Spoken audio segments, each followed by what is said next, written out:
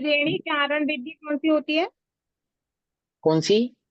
श्रेणी चारण वृद्धि।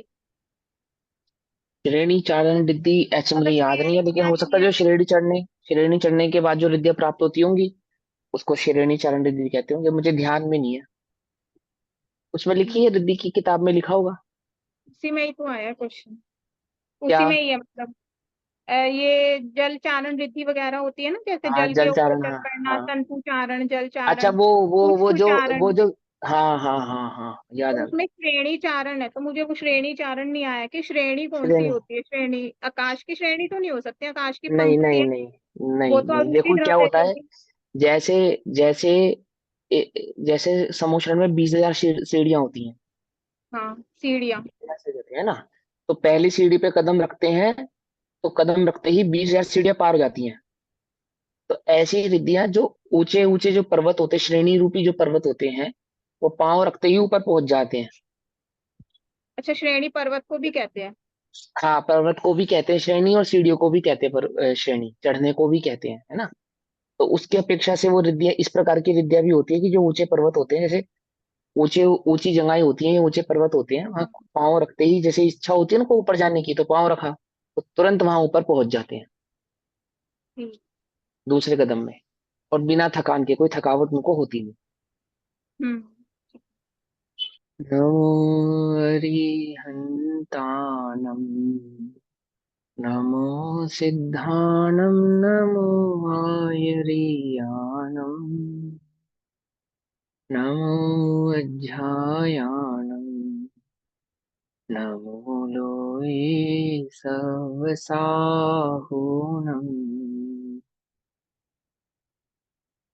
ओंकारं बिंदु संयुक्तम नित्यं ध्यायन्ति योगिनः। कामदं मोक्षदं चैव ओंकाराय नमो नमः। मङ्गलं भगवान् वीरो, मङ्गलं गौतमो गणी, मङ्गलं कुन्दकुन्दार्द्यो, जैनधर्मोऽस्तु मङ्गलम्। सर्वमङ्गलमाङ्गल्यं सर्वकल्याणकारकं,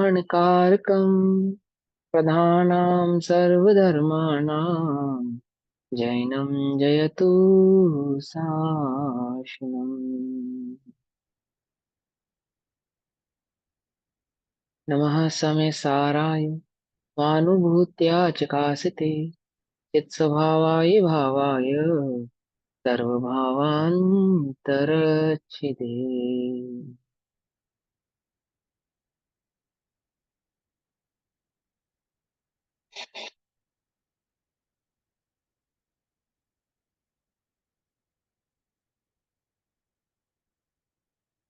हमारी दोपहरकालीन कक्षा का विषय चल रहा है श्री समय जी ग्रंथ। श्री समय जी का स्वाध्याय हम सभी आचार्य अमृतचंद्र देव द्वारा रचित आत्मख्याति टीका के माध्यम से कर रहे हैं।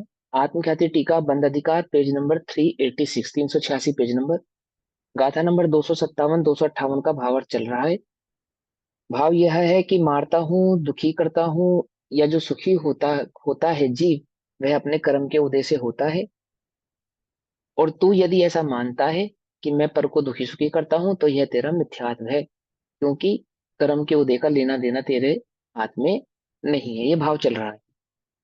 जो मर जो मर दी जो दुही दो, जा यदि कम मोदयेन सो सव्यो, तम हादु मारि दो दे, दूहा विदो चेदिणहु मिच्छा।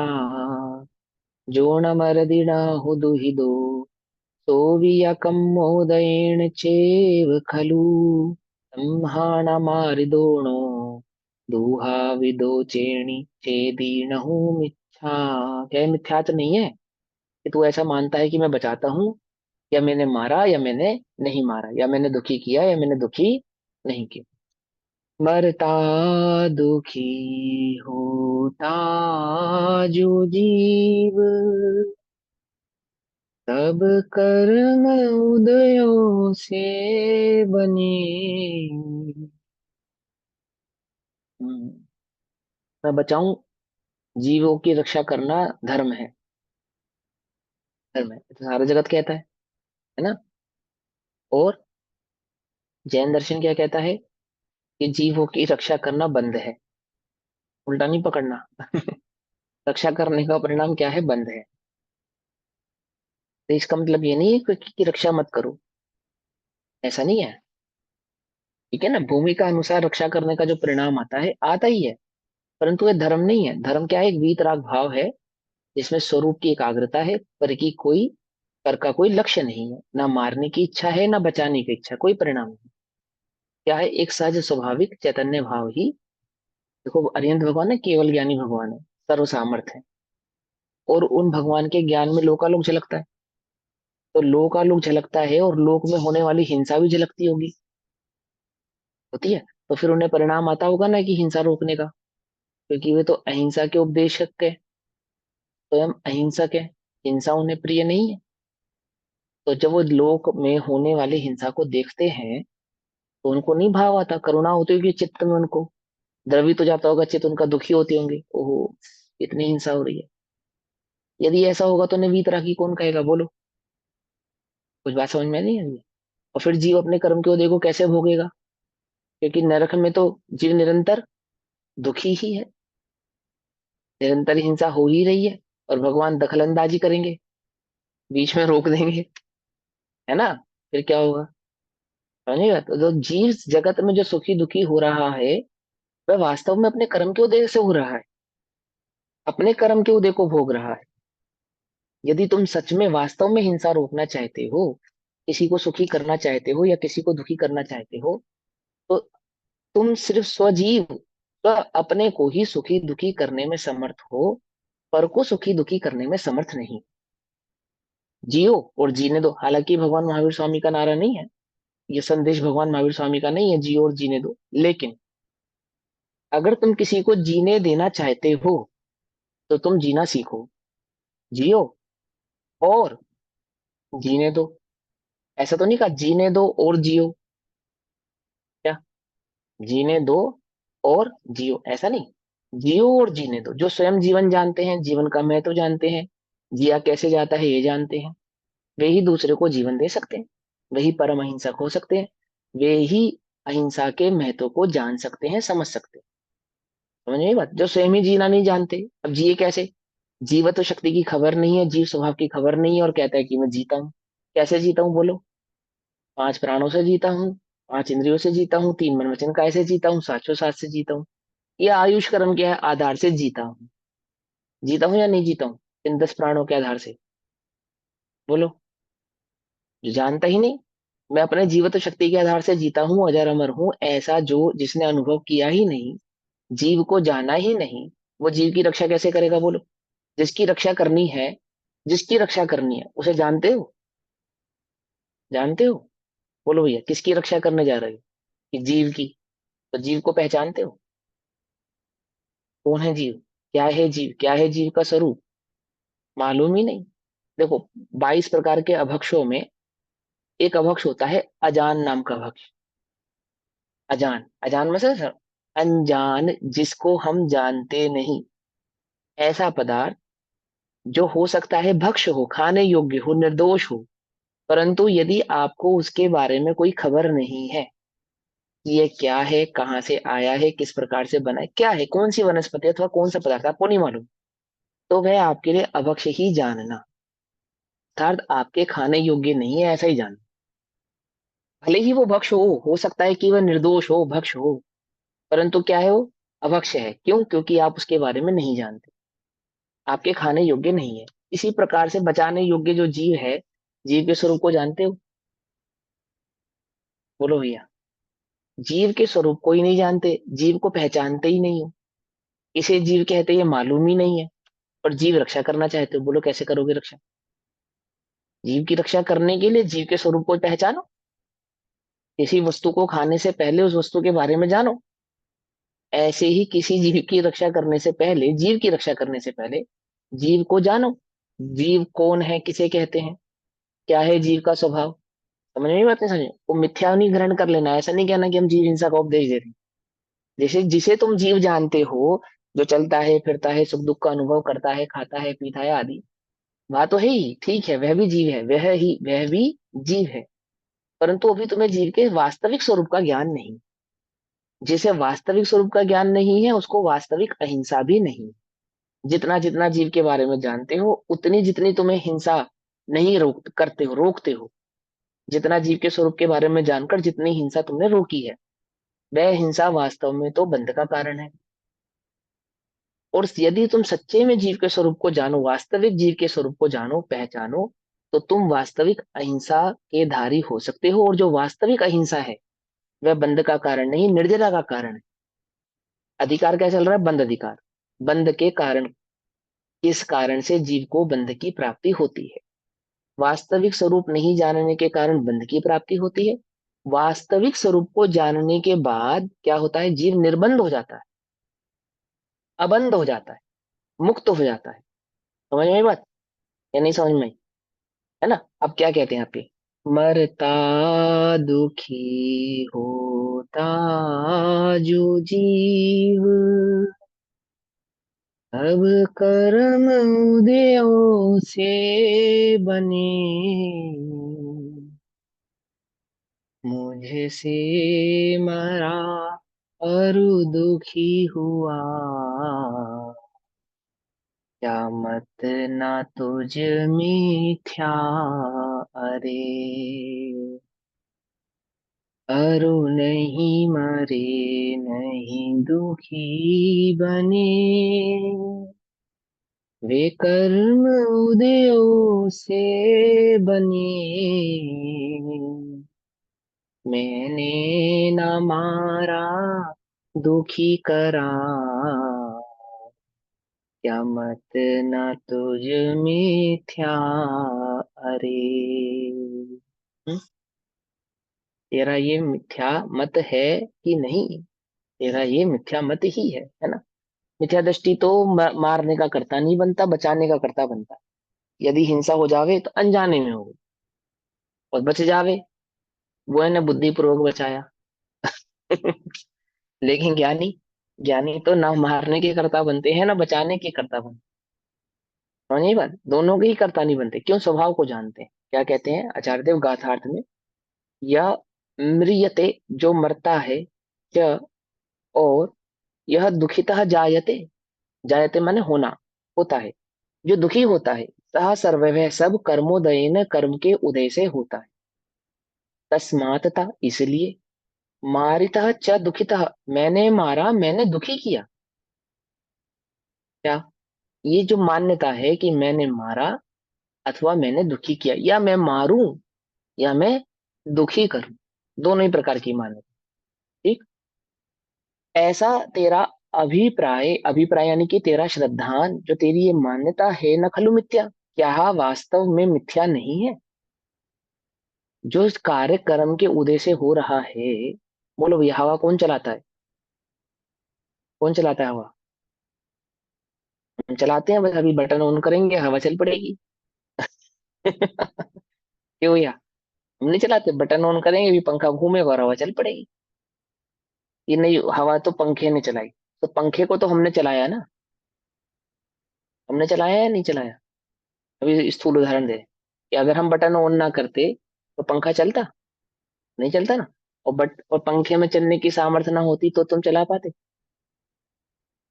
एक और बिजली ना होती तो? देखो कितने सारे कारण है, एक एक कारण थोड़ी है।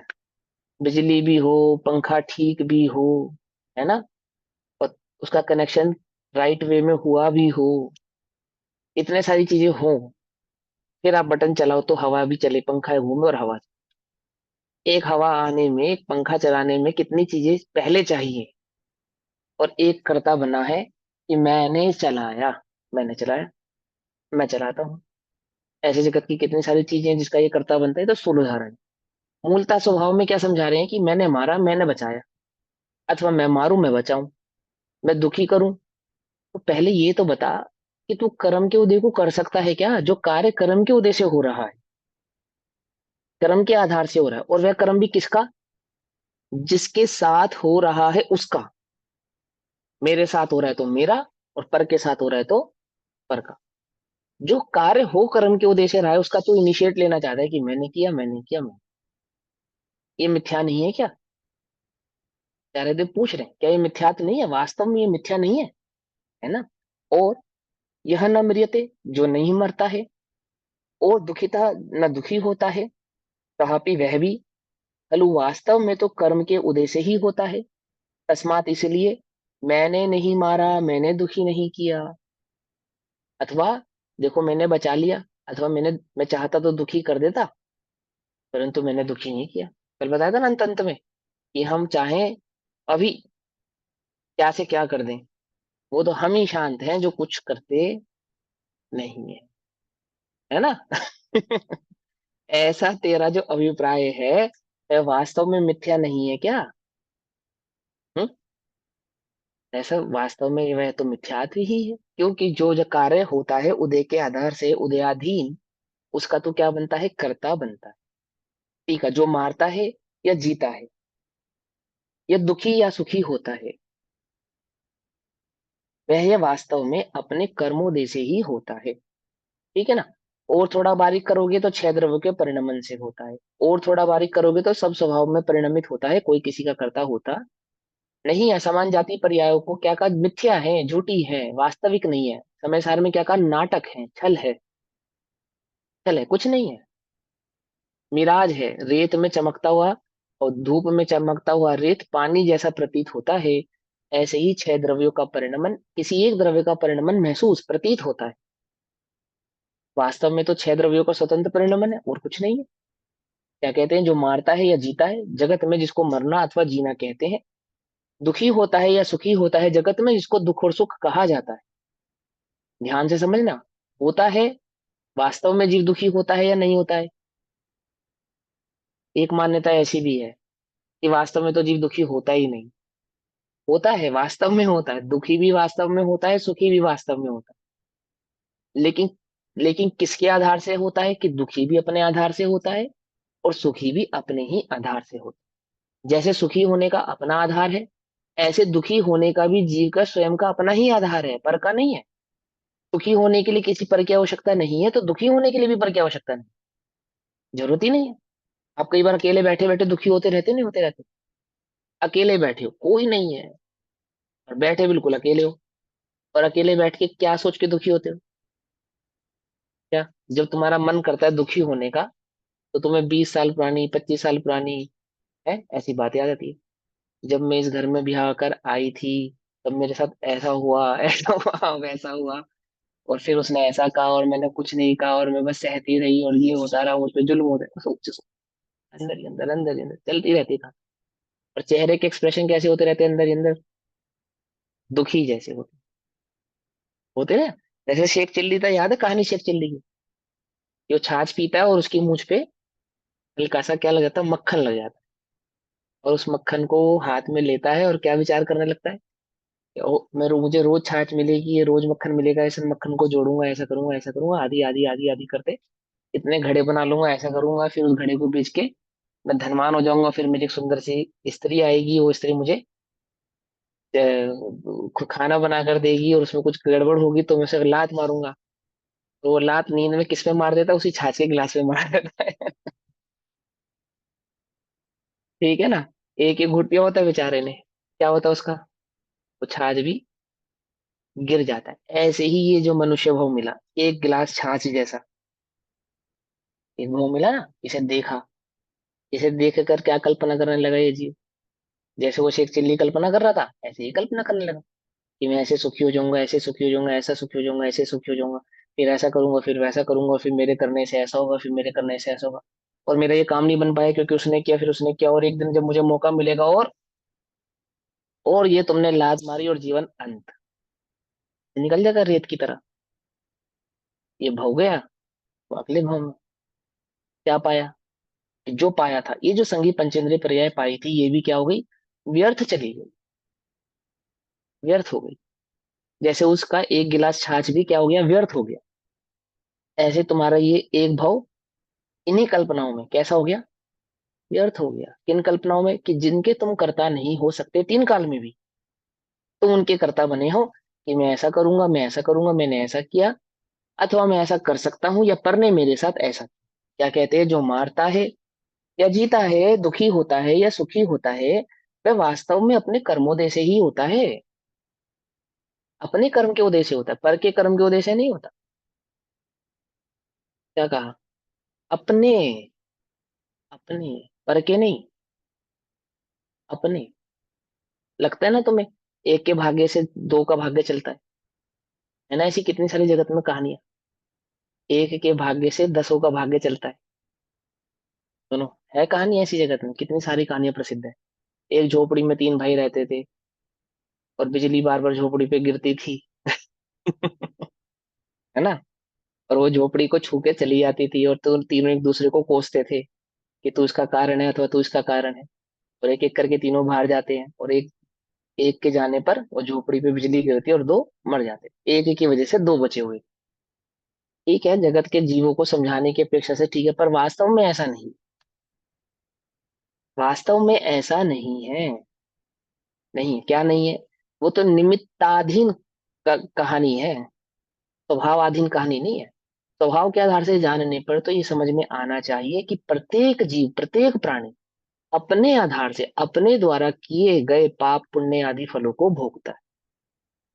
भुगत, जगत में लाखों करोड़ों अरबों उदाहरण है।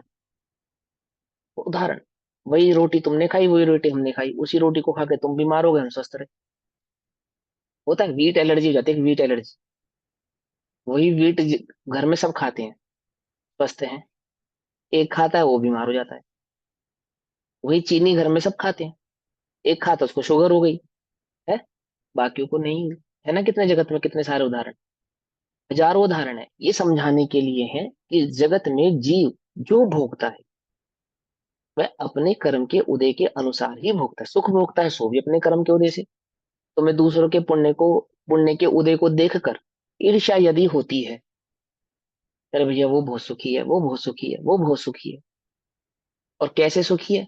वो तो उसने ऐसा किया था इसलिए सुखी है, और वैसा किया था ऐसा सुखी है, और आज वो सुखी मैं होता यदि उसने मेरे साथ ऐसा ना किया होता, या मैंने उसका भला नहीं किया होता, तो आज वो सुखी नहीं होता।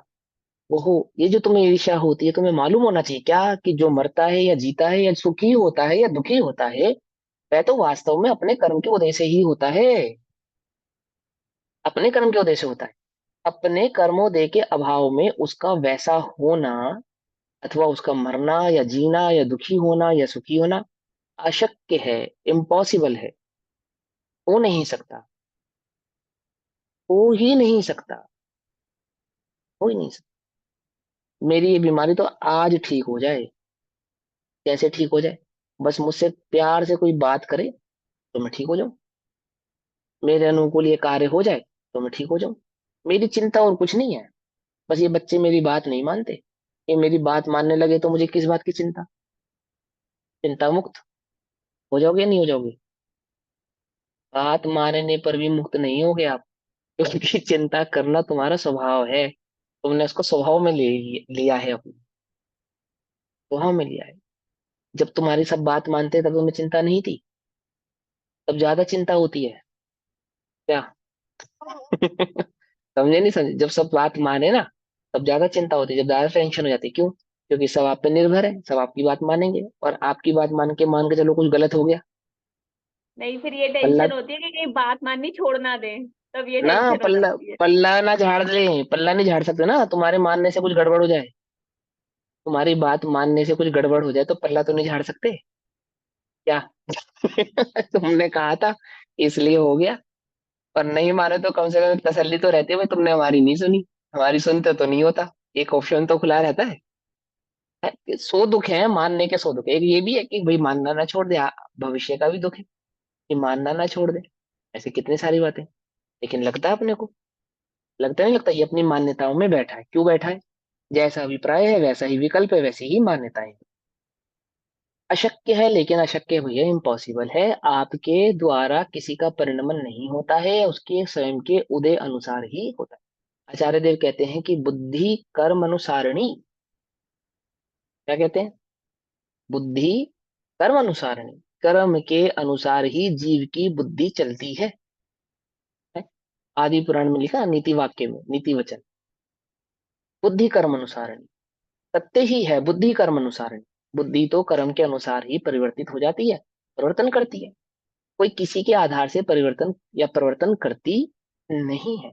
वह उपदेश देने वाले तो सभी के लिए बराबर हैं, परंतु बुद्धि कर्म अनुसार नहीं। जिसकी जैसी योग्यता होती है, जैसी गति होनी होती है, उसकी उसी प्रकार से बुद्धि हो जाती है, परिणमन होने लगता है ना।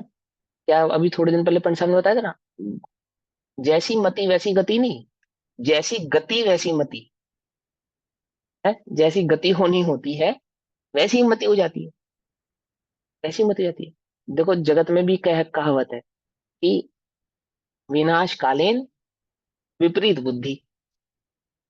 जिसका काल, जिसका आगे का समय क्या होने वाला हो, खराब होने वाला हो, विनाशित होने वाला, क्या होता है उसका, उसकी बुद्धि विपरीत हो जाती है।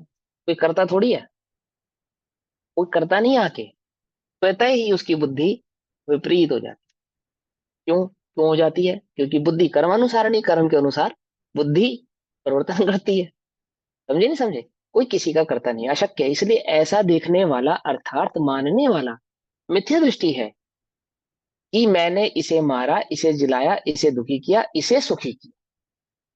भावार्थ, कोई किसी के मारे नहीं मरता और जिलाए नहीं जीता, तथा किसी के सुखी दुखी किए सुखी दुखी नहीं होता। इसलिए जो मारने जिलाने आदि का अभिप्राय करता है वह मिथ्या दृष्टि ही है। यह निश्चय का वचन है, यहाँ व्यवहार नए गौण है। अब आगे का कथन का सूचक काव्य कहते हैं, श्लोक कहते हैं। श्लोक नंबर 170। मिथ्या दृष्टेः सा एवास्य बंध हेतुर्विपर्यात् य एवाध्यवसायो अयमज्ञानात्मास्य दृश्यते। यस्य मिथ्या दृष्टे, मिथ्या दृष्टि के यह एव अयम अज्ञानात्मा अध्यवसायः दृश्यते, जो यह अध्यवसान रूप अध्यवसाय दिखाई देता है। अध्य मिथ्यात्व रूप जो मिथ्या मान्यता दिखाई देती है इस मिथ्या दृष्टि जीव की, समझ में आई बात?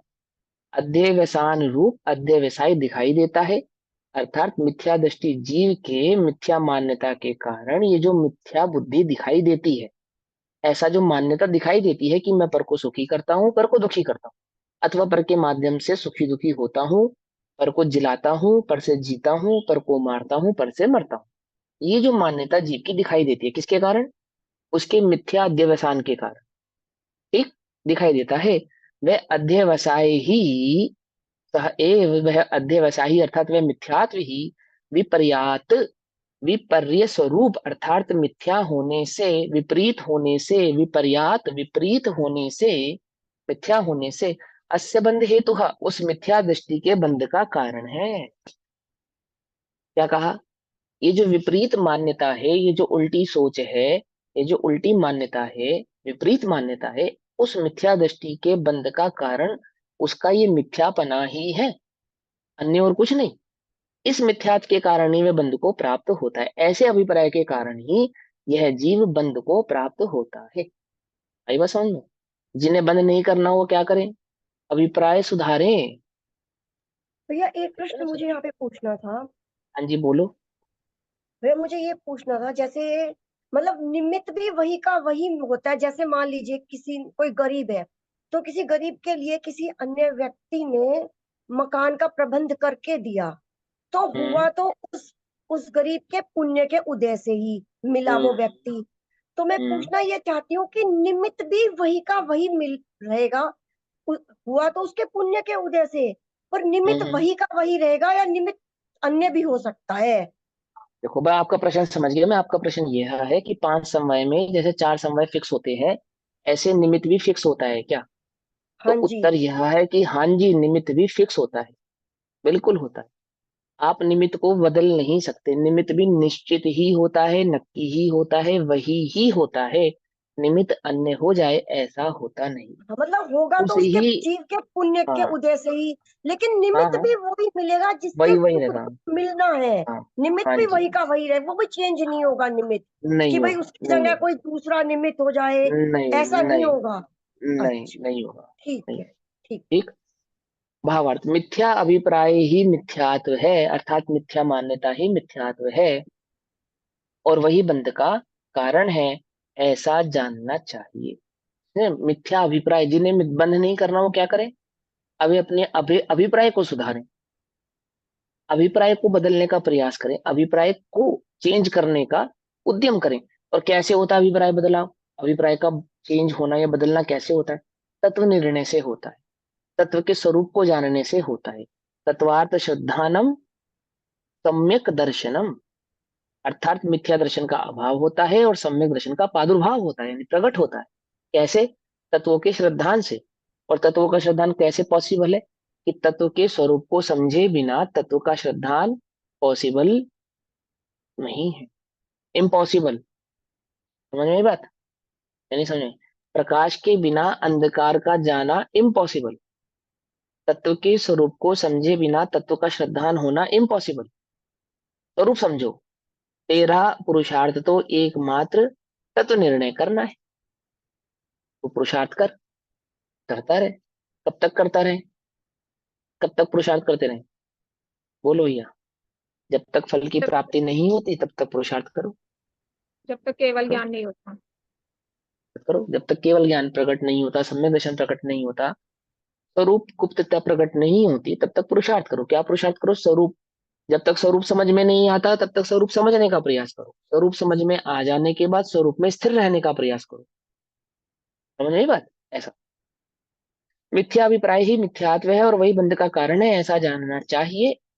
स्वरूप समझना, स्वरूप को समझने का प्रयास करना। देखो, धर्म करो। क्या धर्म करें? स्वरूप को समझने का प्रयास करना, धर्म करना। और यही धर्म है। क्या धर्म है? स्वरूप का समझ में आ जाना, ये धर्म है। बात समझ में आई या नहीं समझ में आई? जहाँ पर जो धर्म, इतने नाम दिए, मिथ्या दृष्टि, अज्ञान स्वरूप, अध्यावसाय, विपरीत स्वरूप, ये सब एक ही नहीं है? हाँ एक ही है ना। तो फिर इसको ऐसे अलग अलग मतलब कहाँ लिखा है बताने अलग की, अलग? कहाँ लिखा है? मिथ्या दृष्टि जैसे की इस जो मिथ्या मिथ्या दृष्टि के। मान्यता है, ऐसा लिखा है। इस मिथ्या दृष्टि की जो ये मिथ्या मान्यता आपको दिखाई देती है, ये मिथ्या मान्यता उसके मिथ्यात्व के कारण ही दिखाई देती है, ऐसा लिखा है। बस, और क्या लिखा है? समझे ना? इस मिथ्या दृष्टि के जो ये अध्यवसान है, ये अध्यवसान स्वरूप अध्यवसाय दिखाई देता है, यानी मिथ्यात्व रूप जो मिथ्यात्व दिखाई देता है वह अध्यवसाय, वह मिथ्यात्व ही है, अन्य कुछ और नहीं है, ऐसा लिखा है। ठीक है ना? तो मिथ्याभिप्राय ही मिथ्यात्व है और वही बंध का कारण है, ऐसा जानना चाहिए। अब यह कहते हैं कि यह अज्ञान में अध्यवसाय ही बंध का कारण है। आचार्य कुंद कुंदेव, गाथा नंबर 256, 256, ओ सॉरी 259, 259, 259, 260, 61 और 62। 62 भी है ना इसके अंदर। लेकिन 61 नंबर की गाथा तक है, ये तीन गाथाएं एक साथ कहेंगे, तीन भैया गाथा एक इसमें साथ कहेंगे। फुटनोट, भैया फुटनोट में लास्ट लाइन समझा दो। मिथ्या जो, निश्चय अथवा मिथ्या अभिप्राय के अर्थ में भी अध्यवसाय शब्द प्रयुक्त होता है। हाँ बोला ना, यही तो, यही बात लिखी है जो भी आपको समझाइए। देखो क्या लिखा है। जो परिणाम मिथ्या अभिप्राय सहित हो, यानी कि आपको जो भी विकल्प उत्पन्न हो रहा है ना, जो परिणाम आ रहा है, अब परिणाम मान के चलो हमें आ रहा है स्वाध्याय करने का, तो ये परिणाम मिथ्या है या सम्यक है? बोलो। ये ये परिणाम शुभ आ रहा है ना, परिणाम है तो मिथ्या ही लेकिन है। मिथ्या। मिथ्या है, दृष्टि है तो मिथ्या ही है। एक मतलब मिनट, एक मिनट, फल की अपेक्षा से। एक सेकंड। आपने उत्तर दिया शुभ परिणाम है तो मिथ्या ही है, ये गलत आंसर है, बिल्कुल गलत आंसर। शुभ है इसलिए मिथ्या है। सम्यक, परिणाम है सम्यक। इसलिए मिथ्या है। अरे भैया ध्यान से समझो, भैया ध्यान से समझो, ऐसा नहीं, ऐसी मिथ्या, पढ़ाई मत करो, हमारी बदनामी है इसमें तो। कैसे मिथ्या टीचर है दृष्टि इनके? है। दोनों मेरी बात। हमें जो स्वाध्याय करने का परिणाम है, ये सम्यक है या मिथ्या है, ये प्रश्न है।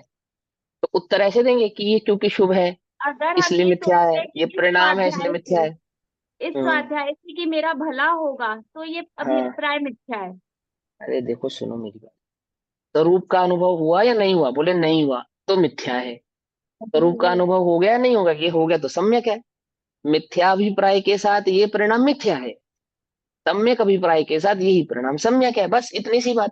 जैसा अभिप्राय है, अभिप्राय के अनुसार ही परिणाम को नाम प्राप्त होता है। स्थूलता से तो इस परिणाम को शुभ भी कहें, अच्छा भी कहें, सम्यक भी कहें, उसकी तो कोई बात ही नहीं है। हमने प्रश्न क्या पूछा? मैं स्वाध्याय करूं, ये परिणाम मिथ्या है या सम्यक है? यदि ये परिणाम मिथ्या अध्यवसान के साथ है, यानी मिथ्या दृष्टि को है, तो उसका ये परिणाम मिथ्या ही है। और यही परिणाम यदि सम्यक दृष्टि को है, तो उसका ये परिणाम सम्यक दृष्टि का परिणाम होने से सम्यक ही है। क्यों? ये वो क्योंकि वाली लाइन हो गई परिणाम, ना ज्ञानी के। क्योंकि परिणाम मिथ्या और सम्यक नहीं होते, परिणाम तो शुभ अशुभ होते हैं। परिणामों में तो शुभ अशुभ भेद होता है, मिथ्या सम्यक भेद नहीं होता। यदि उनको मिथ्या और सम्यक की अपेक्षा से पूछा जाए, तो श्रद्धान की अपेक्षा से उत्तर दिया जाएगा। अब फिर से बोलें, परिणामों में क्या भेद होते हैं? शुभ और अशुभ के भेद होते हैं, मिथ्या सम्यक के भेद नहीं होते। लेकिन जब परिणामों को मिथ्या और सम्यक की अपेक्षा से पूछा जाएगा, तो श्रद्धान की अपेक्षा से उत्तर दिया जाएगा। यदि यही परिणाम, अब बोलो, रामचंद्र जी को रावण को मारने का परिणाम मिथ्या या सम्यक है? सम्यक है, अशुभ तो है, लेकिन लेकिन मिथ्या सम्यक सम्यक की अपेक्षा से सम्यक है। सम्यक है। समझे? मिथ्या दृष्टि के सभी परिणाम मिथ्यात रूप होते हैं, सम्यक दृष्टि के सभी परिणाम सम्यक रूप होते हैं। और शुभाशुभ का भेद तो मिथ्या दृष्टि को भी होता है और सम्यक दृष्टि को भी होता है। मिथ्या दृष्टि के भी शुभाशुभ परिणाम होते हैं और सम्यक दृष्टि के भी शुभाशुभ परिणाम होते हैं। परिणामों में शुभ और अशुभ नाम के भेद होते हैं। समझे? अभिप्राय में सम्यक और मिथ्या नाम का भेद होता है। ये परिणाम सम्यक है या मिथ्या है, कि परिणाम तो शुभ होगा या अशुभ होगा, लेकिन जब सम्यक है या मिथ्या है पूछेंगे, तो किसका आधार लेंगे? श्रद्धान का आधार लेंगे कि ये सम्यक दृष्टि का परिणाम है या मिथ्या दृष्टि का परिणाम। आई बात समझ में? कभी कभी क्या होता है कि परिणामों से अभिप्राय का पता लगता है, और कभी कभी अभिप्राय से परिणामों का पता लगाया जाता है। दो बातें समझ में? जैसे ऐसा परिणाम, कुदेव कुगुरु कुशास्त्र को पूजने का परिणाम, ये इस परिणाम से अभिप्राय का मालूम चलता है, ये तो मिथ्या दृष्टि का परिणाम है। और द्रव्यलिंगी का परिणाम कैसा है, कैसे मालूम चलेगा ये सम्यक दृष्टि का या मिथ्या दृष्टि का है? तो वहां अभिप्राय से जानेंगे, वहां अभिप्राय से जाएंगे। वहां परिणामों से आप उसको सम्यक दृष्टि मिथ्या दृष्टि नहीं जान सकते, मालूम ही नहीं चल सकता, क्योंकि उसके परिणाम बिल्कुल ऐसे ही है जैसे एक भावलिंगी संत के होते हैं। तो वहां कैसे जानेंगे उससे परिणामों को? वहां श्रद्धान की अपेक्षा से कहेंगे। जिनवाणी में कभी कथन श्रद्धान की अपेक्षा से करते हैं, कभी कथन परिणाम की अपेक्षा से करते हैं। कर्णानुयोग आदि में जो कथन होते हैं वो परिणामों की अपेक्षा से होते हैं, और कर्णानुयोग आदि में कदाचित, और द्रव्यानुयोग आदि में जो कथन होते हैं वो श्रद्धान की अपेक्षा से होते हैं। ठीक, समझ में आई भैया बात? अशुभ हाँ। परिणाम सम्यक कैसे कहेंगे? बैठ नहीं रहा। है? अशुभ परिणाम चाहे सम्यक हाँ, दृष्टि को है, पर उसको तो सम्यक भी कैसे सम्यक कह रहे हैं? सम्यक ही रहेगा ना, श्रद्धान की अपेक्षा से सम्यक ही रहेगा। सम्यक, सम्यक दर्शन, सम्यक दृष्टि के सभी परिणाम सम्यक रूप है। भैया मिथ्यात माने अशुभ नहीं है, मिथ्या माने उल्टा है। और अशुभ और शुभ में किसका दोष है? उसमें चारित्र का दोष है। जैसे जैसे रावण के साथ युद्ध करने का परिणाम अशुभ परिणाम है ना, लेकिन रामचंद्र जी को आप मिथ्या नहीं कहोगे ना, मिथ्या परिणाम नहीं, परिणाम वहां पे अशुभ कहलाएगा। शुभ और अशुभ लेशाओं का भेद है, ठीक है, मिथ्यात और सम्यक अभिप्राय का भेद है, ठीक है, श्रद्धान का भेद, ठीक है, प्रधान का भेद है। ठीक है ठीक है। ना? ये अशुभ परिणाम मिथ्या दृष्टि को है, ऐसा नहीं। यदि श्रद्धान सम्यक है, जैसे रस्सी को सांप कहने वाले का ज्ञान सम्यक ज्ञान है, क्या समझ में आई बात? नहीं समझ में आई? ध्यान से समझो, बहुत ध्यान से। थोड़े बादाम बादाम खाओ, हालांकि बादाम खाने से बुद्धि नहीं आती। यहाँ पे कर्म उदय भी हयोग तो कह शम के सकते हैं। हयोग शम के निर्मलता से आती है, ठीक है ना? लेकिन थोड़ा सजगता से भी आती है। हाँ, कर्म के उदय तो है ही, मूल तो कर्म को उदय ही है, क्षय उपशम, है ना? उसमें उसके परिणामों में इस प्रकार का जानने में आना कि वह रस्सी का सांप है, वो तो है ही। लेकिन यह कथन क्या चल रहा है? जो परिणाम मिथ्या अभिप्राय सहित हो, अर्थात जो परिणाम, जो विकल्प, जो भाव श्रद्धान मिथ्यात के साथ है, अर्थात स्वरूप के एकत्व के अभिप्राय से युक्त हो अथवा वैभाविक हो, उस परिणाम के लिए अध्यवसाय शब्द प्रयुक्त किया जाता है। ठीक है ना? उसी परिणाम के लिए सम्यक दृष्टि बचाने का परिणाम करे, मारने का परिणाम। जैसे जैसे बचाने का परिणाम मिथ्या दृष्टि मिथ्यात का परिणाम है, ऐसा कहा ना? तो किसकी अपेक्षा से कहा? मिथ्या देवासाई की अपेक्षा से कहा। वही परिणाम बचाने का जो परिणाम है, कि सम्यक दृष्टि को नहीं आता? आता है ना, मुनिराजों को भी आता है। इस तरह साक्षात उदाहरण है विष्णु कुमार मुनिराज का, बचाने का परिणाम आया। और सम्यक ऐसा भी नहीं आप वहां कह सकते कि उनको उपशम या सम्यक क्षयोपशम सम्यक दर्शन रहा होगा और वो छूट गया होगा और फिर जो है उनको बचाने का परिणाम आया, नहीं। क्यों? छायक सम्यक दृष्टि है, छूटता ही नहीं। छायक सम्यक दर्शन के साथ परिणाम आया बचाने का, तो उस परिणाम को क्या कहेंगे? क्या कहेंगे? मुनिराज की अपेक्षा से अशुभ, गृहस्थ की अपेक्षा से शुभ। क्या बोले? कुछ बात समझ में नहीं है। मिथ्या नहीं पकड़ना, बात को छल ग्रहण नहीं करना। यही परिणाम गृहस्थ को आए बचाने का तो शुभ परिणाम, यही परिणाम मुनिराज को आया तो अशुभ परिणाम। अशुभ परिणाम है इसलिए उसका प्रायश्चित ले रहे हैं, प्रायश्चित ले रहे हैं उसका। समझे? भगवान की भक्ति करने का परिणाम आता है मुनिराजों को, उसका प्रायश्चित नहीं लेते वो। भक्ति करने का परिणाम आता है, उसका प्रायश्चित नहीं लेते। लेकिन बचाने का परिणाम आया, उसका प्रायश्चित लिया। वैयावृत्ति करने का परिणाम आता है, उसका प्रायश्चित नहीं लेते। लेकिन वहां बचाने के परिणाम से जहां गए उसका प्रायश्चित लिया। कुछ बात समझ में आ रही है नहीं आ रही है? शुभ परिणामों का प्रायश्चित नहीं लेते मुनिराज, हालांकि शुभ और अशुभ दोनों को ही जानते हैं, लेकिन प्रायश्चित अशुभ परिणामों का लेते हैं, शुभ परिणामों का नहीं लेते। तो वही एक परिणाम गृहस्थ की अपेक्षा से शुभ है, मुनिराजों की अपेक्षा से अशुभ है। समझे या नहीं समझ में आया? भूखे को रोटी खिलाने का परिणाम गृहस्थ की अपेक्षा से शुभ है, और मुनिराज को विकल्प ऐसे रोटी खिलाओ तो बोलो भैया, इसे रोटी अशुभ है। खिलाओ, इसे पानी पिलाओ। ओहो, जगत में गुरु कहे अन्य में, तो लोग कहेंगे हमारे गुरुजी कितने दयालु हैं। और जैन दर्शन क्या कहता है? निर्दयी है। उल्टा नहीं पकड़ना। जैन दर्शन कहते हैं निर्दयी है ये। यदि साधु रोटी खिलाने और पानी पिलाने की बात कर रहा है तो निर्दयी है। बोलो अब पिटाई हो जाए हमारी इस बात पे। ये क्या बोल रहे हो आप? सच्चाई है ये, इसमें क्या बात है? सच्चाई है। साधु ये परिणाम रखे, इसको रोटी खिलाओ भूखे को, इसको पानी पिलाओ। ये गृहस्थों के करने योग्य परिणाम है, साधु के करने योग्य नहीं। अब यहाँ परिणामों में भेद आ गया ना। परिणाम शुभ अशुभ, शुभ अशुभ, और मिथ्याभिप्राय के साथ कहे गए परिणाम मिथ्यात्व है। सम्यक अभिप्राय के साथ कहे हुए होने वाले जो परिणाम है तो सम्यक है। सम्यक और मिथ्या की अपेक्षा से तो ऐसा, और सम्यक में भी शुभ अशुभ भेद और मिथ्यात्व में भी शुभ अशुभ भेद, दोनों में भेद पाए जाएंगे। आगे बस समझ में? हाँ, अब क्या कहते हैं? अब गाथा कहते हैं, गाथा नंबर 259। किस बात के लिए? अब यहाँ कहते हैं कि ये अज्ञान में अध्यवसान ही बंध का कारण है। तेरा जो मिथ्या अभिप्राय है, तेरी ये जो अज्ञानता है, यही तेरे बंध का कारण है, अन्य और कुछ तेरे बंध का कारण नहीं। इस अभिप्राय को, इस अध्यवसान को अभी छोड़, इस अभिप्राय को अभी बदल।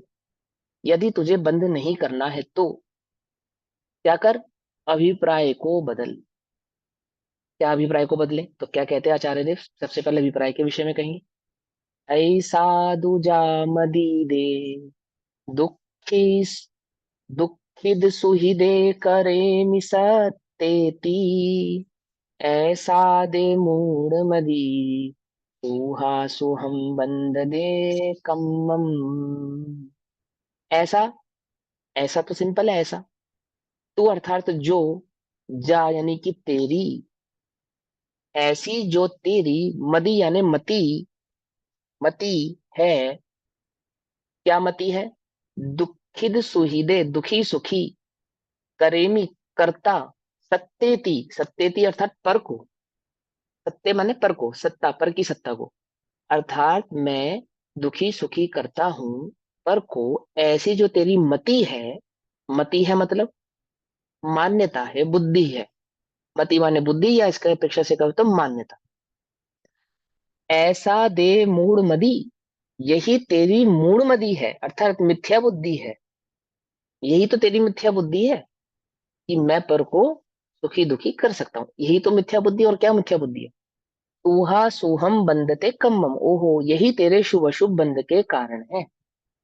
बंधे कम्मम, यही तेरे शुभ अशुभ कर्म बंध का कारण है। क्या? ऐसी तेरी मान्यता। कैसी तेरी मान्यता? कि मैं पर को बचाता हूं अथवा मारता हूं। मारने का परिणाम अशुभ बंध का कारण है, और बचाने का परिणाम शुभ बंध का कारण है। देखो आगे बात, पर को मारने का परिणाम करें या नहीं करें? हम कह रहे बचाने का भी मत करो, तुम मारने की बात कर रहे हो। गुण स्थान प्रमाण सहज तुम्हें परिणाम होगा, होता ही है, आता ही है, उसकी बात नहीं कर रहे। लेकिन जिसकी ये मान्यता है कि मेरे बचाने का परिणाम अच्छा है और मारने का परिणाम बुरा है, मैं मार सकता हूं और मैं बचा सकता हूं, इसका जिसका जो ऐसा अभिप्राय है, ये कैसा है? ये अभिप्राय तेरे सुख यानी कि शुभ और अशुभ बंध का कारण है। बचाने का परिणाम शुभ बंध का कारण है, मारने का परिणाम पाप बंध का कारण है। वास्तव में बंध का कारण क्या है? ये मिथ्या अध्यवसान तेरा बंध का कारण है। ऐसा जो मिथ्या अभिप्राय है कि पर में मुझ में कुछ करने की क्षमता है। यह बुद्धि तेरी दुखित अवरु, बुद्धि माने अभिप्राय। यह बुद्धि तेरी दुखित अवरु, दुखी करूं हूँ जीव को,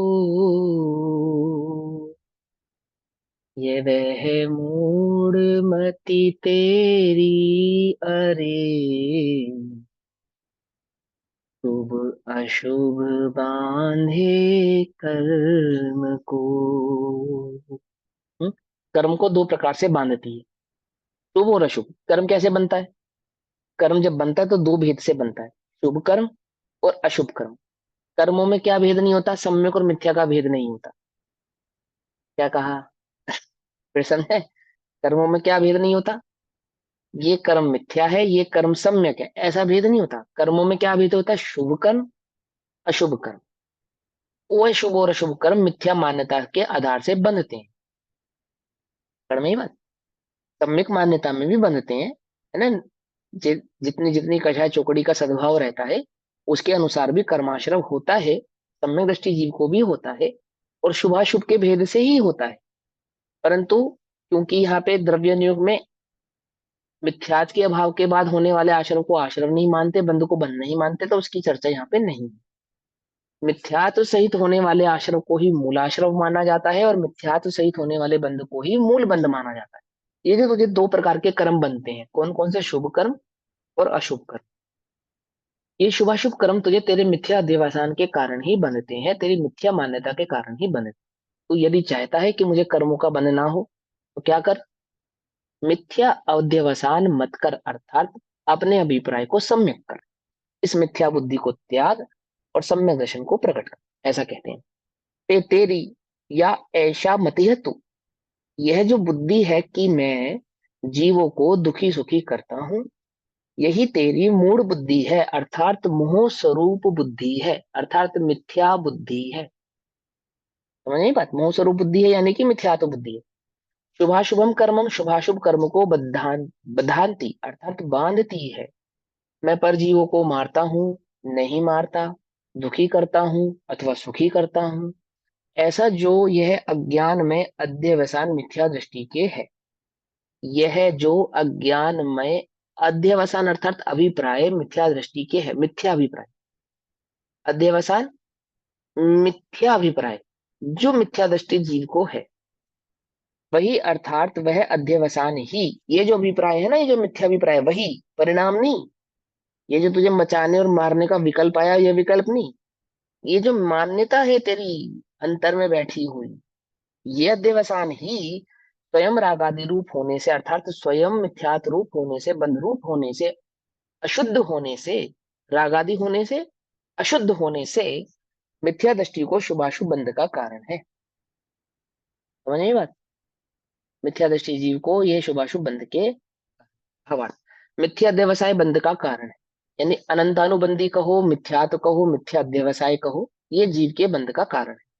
अब अध्यवसाय को बंध के कारण के रूप में भली भांति निश्चित करते हैं, यानी कि अभी चिन्हित करते हैं, मार्क लगाते हैं, इस पे मोहर लगाते हैं। क्या मोहर लगाते हैं? क्या निश्चित करते हैं? कि ये जो अध्यवसान, ये मिथ्या अभिप्राय है, यही इस जीव के मूलतः बंध का कारण है।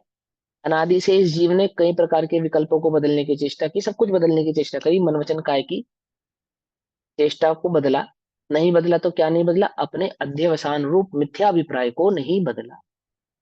नहीं बदला। क्या नहीं बदला? पहले ये मान्यता था कि मैं मारता हूं, अब मान्यता है कि अब मैं नहीं मारूंगा, मैं नहीं मारूंगा। कुछ बात समझे? पहले ये अभिप्राय था कि मेरे से मरते हैं, अब मैं ऐसी चेष्टा ही नहीं करूंगा कि मर जाए, मैं उन्हें बचाऊंगा। बोलो ये अभेदान क्या है? जीवों को बचाना अभेदान है ना, है या नहीं? यानी ऐसा कहते हैं, व्यवहार से ऐसा ही कहते, परंतु वास्तव में अभेदान किसे कहते हैं? सम्यक दर्शन पूर्वक जो ये सही समझ पैदा उत्पन्न हुई कि मैं पर का करता नहीं हूं, ऐसा पर में कुछ करने की बुद्धि का जो तुमने त्याग किया, छूट गई ना, पर में कुछ करने की जो बुद्धि छूटी, जैसे ही ये बुद्धि छूटी, तुम्हारी बुद्धि छूटी, तो तुम्हारे निमित्त से पर को क्या हो गया, अभेदान हो गया। अभेदान, बोलो, जो भयभीत होता है उसको ये पक्का हो जाए कि ये मेरा कुछ नहीं करेगा, तो वो तुमसे भयभीत रहेगा या नहीं रहेगा, इससे मुझे कुछ डर नहीं है, समझे ना, ये मेरा कुछ भी बिगाड़ सुधार नहीं करेगा, ऐसा तुम्हें पक्का हो जाए, विश्वास हो जाए, निश्चित हो जाए, है ना। सांप से डर लगता है या सांप के चित्र से डर लगता है, बोलो भैया, किससे डर लगता है, सांप से डर लगता है या सांप के चित्र से डर लगता है। चित्र के प्रति क्या श्रद्धान है, ये कुछ ये नहीं नहीं करेगा। काट सकता। हाँ, ये कुछ नहीं करेगा। और सांप के प्रति क्या श्रद्धान है, भय। ये काटेगा। तो भय किससे लगता है, सांप से। सांप से या सांप के चित्र से। ऐसे ही सांप से। तुम्हें, तुम चित्रवत हो जाओ, चित्रवत हो जाओ मतलब जड़ हो जाओ नहीं चित्रवत हो जाओ अर्थात वीतरागी हो जाओ। ओहो, जिनके निकट से ही आदि पशु भी भूल जाते क्रूरता, क्यों भूल जाते हैं, वे क्रूर क्रूर स्वभाव को भूल जाते हैं अपने, ऐसे अलौकिक दिव्य गुरु की, ऐसे गुरुओं की दिव्य उन्हें अलौकिक दिव्य शूरता। गुरुओं की हाँ, कैसी अलौकिक अलौकिक क्षमता। शूरता, हाँ, ऐसे शूरवीर है वो, ऐसे अलौकिक शूरवीर है। कौन, मुनिराज। इस सिंह आदि भी उनके निकट जाते हैं तो अपनी क्रूरता को भूल जाते हैं, क्यों भूल जाते हैं, कैसे हैं वे, चित्रवत, चट्टानवत। भगवान महावीर स्वामी के जो अंत अंत के 10 भवों का वर्णन आता है, उसमें जो शेर की पर्याय का वर्णन आता है, उस वर्णन को इतना सुंदर तरीके से लिखा, क्या लिखा कि वह जो उसने अणुव्रत ग्रहण करे शेर ने, तो वो शिला पर जाकर इस प्रकार से बैठ गया कि मानो स्वयं ही शिला हो गया हो, शिला हो गया, है ना। उसके निकट जो जो छोटे जीव है ना, शाकाहारी है, छोटे जीव है, चिड़िया है, खरगोश है, हिरण है, वो उस शेर को चट्टान समझकर, हिरण उस शेर को चट्टान समझकर अपनी खुजली मिटा रहा है, क्या समझे नहीं समझे, कैसे हो गए वो, चट्टानवत हो गए, चित्रवत हो गए, मतलब क्या हुआ, सांप के चित्र से क्या नहीं लगता, भय नहीं होता, अभयदान हो गया, नहीं हो गया।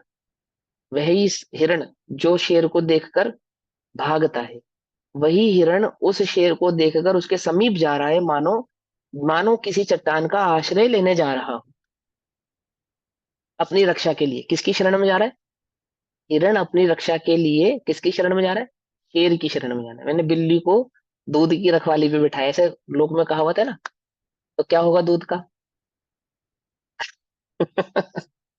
ऐसे ही हिरण अपनी अपनी रक्षा के लिए कहा गया, शेर के निकट चला गया। रक्षा होगी या उसकी नहीं होगी, बोलो भैया। ओहो, जो ज्ञानी होते हैं, अभय दान, अभय हो गया ना स्वयं। अब उन्होंने हिरण को क्या अभय दान दिया उन्होंने, हिरण को यह जैसे ही ज्ञात हुआ कि इससे मुझे कोई दुख नहीं होने वाला, कोई दुख नहीं होने वाला, क्या हो गया, स्वतः ही अभयदान हो गया। अभयदान करने को ये स्पेशल डंका पिटवा दिया, आज ऐसे मैं जगत में किसी जीव की हिंसा नहीं करूंगा, सभी जीव मेरी शरण में आवा, ऐसे डंका नहीं पीटा, कुछ नहीं कहा, किसी से कुछ नहीं कहा, सहज हो गए, शांत हो गए, जैसे शांत हुए सहज ही क्या हो गया, अभयदान हो गया, ना नहीं पड़ता, अहिंसक हो गया। कैसे हो गया, हिंसा का भाव त्यागते ही जीव अहिंसक हो गया। हिंसा का भाव त्यागना माने कि मैं पर में कुछ कर सकता हूं, ऐसी मान्यता का त्याग होते ही, त्याग होते ही क्या हो जाता है, जीव अहिंसक हो जाता है, स्वतः ही अहिंसक हो जाता है। क्या कहते हैं, मिथ्या दृष्टि है, वह रागादि रूप होने से मिथ्या दृष्टि के शुभाशुभ बंध का कारण है, और मिथ्या अध्यवसाय बंध का कारण है। ठीक। अब अध्यवसाय को बंध के कारण के रूप में भली भांति निश्चित करते हैं, चिन्हित करते हैं, अर्थात मिथ्या अध्यवसाय ही बंध का कारण है, ऐसा नियम से कहते हैं। नियम से कहते, एक नियम हो गया, बंध के 5 हेतुओं में, बंध के 5 हेतुओं में एक हेतु निश्चित कर दिया, क्या, यह मिथ्यात्व ही इस जीव के बंध का कारण है। कैसा कारण है, मूल कारण है, मूल कारण। ठीक, आगे गाथा नंबर 260, गाथा पाठ पढ़ते हैं, 260 और 61, भावार्थ कल पढ़ेंगे, समय हो गया। दुखिद सुहीद सत्ते करेमिजम् एव मध्यवसिदं ते तं पावबन्धगं वा पुण्यस्य वा बन्धगं होदी मारीमि जीवावेमि यसत्तेजम् एवं च वसिदं ते तं पावबन्धगं वा पुण्यस्य वा बन्धगं होदी। दुखित सुहेदी अर्थात सुख दुख, दुख सुख, सत्य यानी कि पर का, करेमी यानी करता हूं, जम एवं मज्ज विसदम ते, ऐसा तो जो तेरा अध्यवसान है, ऐसा जो तेरा, सत्य माने पर की सत्ता, पर में, सत्य माने पर परे, पर की है ना। जम एवं ऐसा जो मज्जवसिदम ते तेरा अध्यवसान है, तम वही, वही ऐसा जो तेरा अध्यवसान है कि मैं पर को सुखी दुखी करता हूँ, वही तम, वही पाव बंधगम, पाप बंध व पुण्य से, पुण्य बंध, पुण्य का, पाप का बंध का व पुण्य का, व बंधगम होदी, पाप और पुण्य के बंध का कारण होता है। मारी में जीवा वेमी, और मारता हूं जीवों को, या सत्य पर जीवों को, जम एवं मज्ज विसदम ते, ऐसा तो जो तेरा अध्यवसान है, वही तम, वही पाप बंध व पुण्य बंध का कारण होता है। करता तू अध्यवसान दुखित, दुखी करूं हूँ जीव को, वह बांधता है पाप को, बांधता है पुण्य को। करता तू अध्यवसान में, मारूं जीवा जीव को, वह बांधता है पाप को, वह बांधता है पुण्य को। है? मारूं तो पाप को और बचाऊं सो पुण्य को, दुखी करूं तो पुण्य को, दुखी करूं सो पाप को। इस प्रकार पाप और पुण्य के कर्म के बंध का कारण है इस जीव का अध्यवसान, इस जीव की मिथ्या मान्यता। तो नहीं बात। अब गाथार्थ है सो हम कल पढ़ेंगे, अभी समय हुआ, तब तक के लिए सभी को जय जिनेन्द्र, ओम नमः सिद्धेभ्यः। एक बार परिणाम और अभिप्राय का दोबारा से समझा दो।